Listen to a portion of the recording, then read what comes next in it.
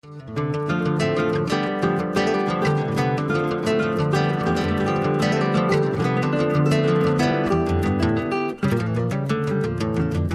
todos, no falta nadie, y eso implica que este llamado colombiano es un llamado a la región y al mundo, y nadie tiene duda. Cuando hay que defender principios democráticos, cuando hay que defender la democracia y cuando hay que aportar a esta solución histórica en observar un proceso electoral y dar todas las recomendaciones de la forma más horizontal. Acá UNASUR no viene a decirle a Colombia si hizo bien o mal su proceso.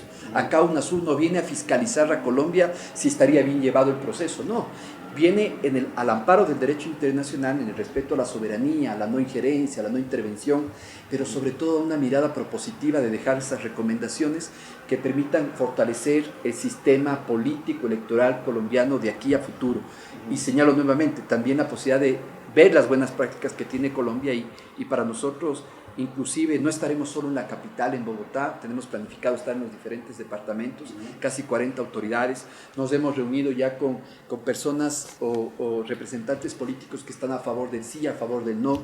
Hoy estamos recibiendo la mirada técnica del Consejo Electoral de Colombia, también de la Registraduría, preguntando ciertos temas específicos del umbral. Antes había un umbral de participación, hoy hay un umbral de aprobación, muy interesante en la legitimidad, pero siempre respetuosos del ordenamiento constitucional político de Colombia. Nuestro representante especial designado por los cancilleres es el uruguayo Enrique Iglesias, que está haciendo parte, hoy está cumpliendo ya una agenda política. Estuvimos ayer visitándole a la canciller de la República.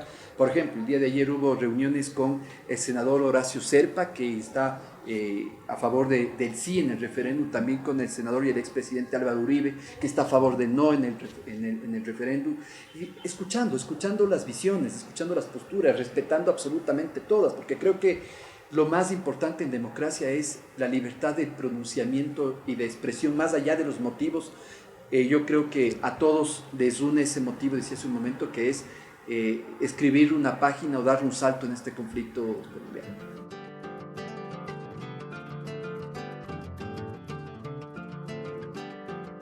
Yo creo que hay que verlo como algo natural. Cuando uno tiene un referéndum, una consulta o un plebiscito en este caso, que tienes dos opciones, unos van por una opción que es la opción sí y otros van por otra opción que es la opción no. Es decir, no tienes un conjunto, una gama de posibilidades que evitaría que se polarice. Hoy necesariamente el efecto común es obviamente la intención de ese respeto para que exista la libertad de pronunciarse por una opción o por otra opción. Ahora, más allá de eso, yo creo que el gran resultado de eso, o lo que hay que sacar de forma favorable, es que haya la libertad de ponerse por una opción o por otra opción. Creo que eso es garantía de un Estado de Derecho. Esa es la garantía de un Estado constitucional, de garantizar a los ciudadanos, bajo sus argumentos, obviamente que sí, ubicarse en una posición o en otra. Yo creo que el diálogo sobre democracia no se agota nunca y no puede poner condiciones. La democracia no puede poner condiciones al diálogo, pero yo creo que sí pone principios.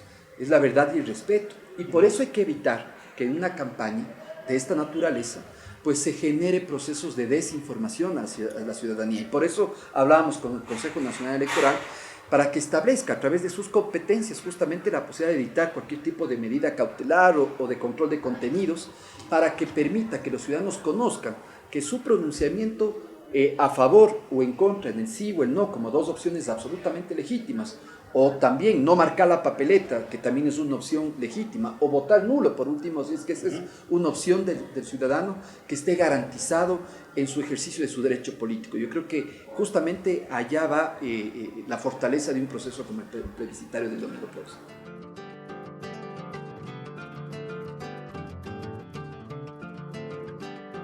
Bueno, eso pasa en todas las democracias, ¿no? Eso nos pasa a nosotros en el Ecuador y seguramente pasa en todos los sistemas políticos, en todos los sistemas electorales. Yo creo que las redes sociales en sí, inclusive en el Ecuador nosotros no hacemos control de redes sociales, obviamente, porque ese es un mecanismo de pronunciamiento que trasciende al conglomerado, a la gente, que hace su pronunciamiento a través de las redes sociales.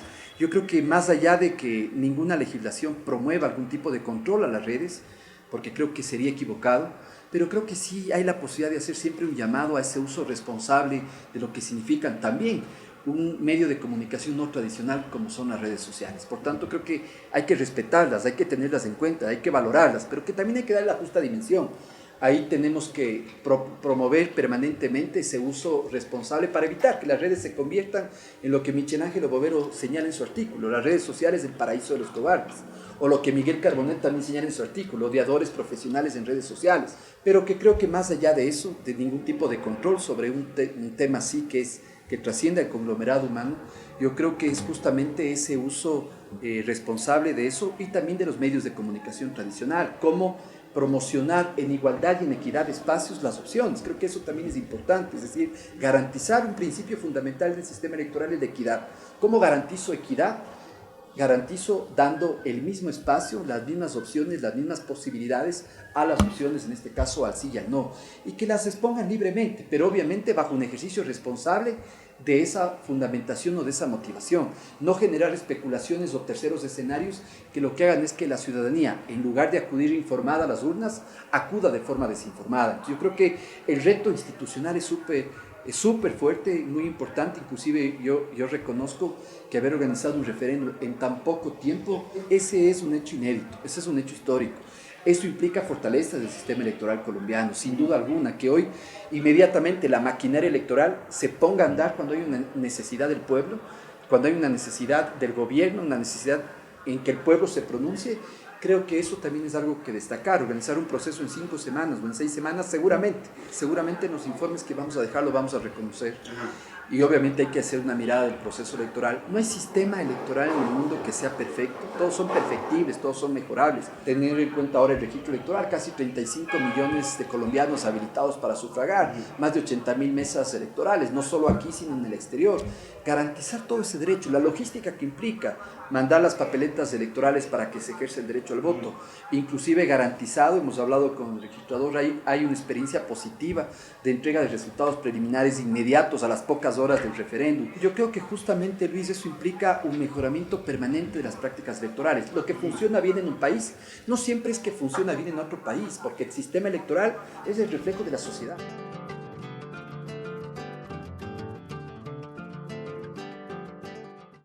Los sistemas electorales responden a las particularidades de las sociedades y Colombia acepta y reconoce, porque aquí nadie nos ha hablado de fraude, aquí nadie nos ha dicho que no se va a respetar la voluntad de la gente, aquí nos han dicho alguna preocupación técnica, operativa, que es normal en todo proceso, y eso lo seguiremos valorando en estas jornadas preelectorales y será parte de nuestro informe. Pero yo creo que hay un respeto también a la institucionalidad, a un reconocimiento a un sistema político, a un sistema constitucional. Se pone a prueba todo. Yo creo que la democracia y estos ejercicios como el plebiscito de Colombia pone a reto a las instituciones, pero también a los ciudadanos, también a quienes ejercen el poder político y el poder público. Yo creo que seguramente de esto solo habrá lecciones importantes de aprendizaje, pero más allá del resultado del domingo, que a nosotros no nos corresponde analizarlo. Y yo creo que luego de esa página que vivirán los colombianos el domingo, estoy absolutamente convencido que más allá de su resultado, habrá un fortalecimiento de la democracia en este país y en la región.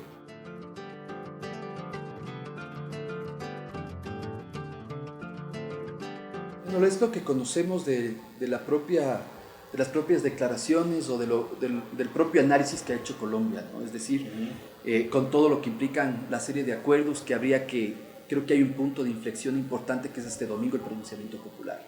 Y luego de ese domingo del pronunciamiento popular, ingresará ya otro análisis que le corresponde al propio Estado colombiano. Es decir, si bien nosotros tenemos la expectativa, pero nuestra expectativa es de apoyo, nuestra expectativa es de estar ahí como países hermanos, como UNASUR, entendiendo, y decía hace un momento, que el proceso de integración de UNASUR es completamente diferente a los otros procesos de integración, y por eso hoy estamos acá.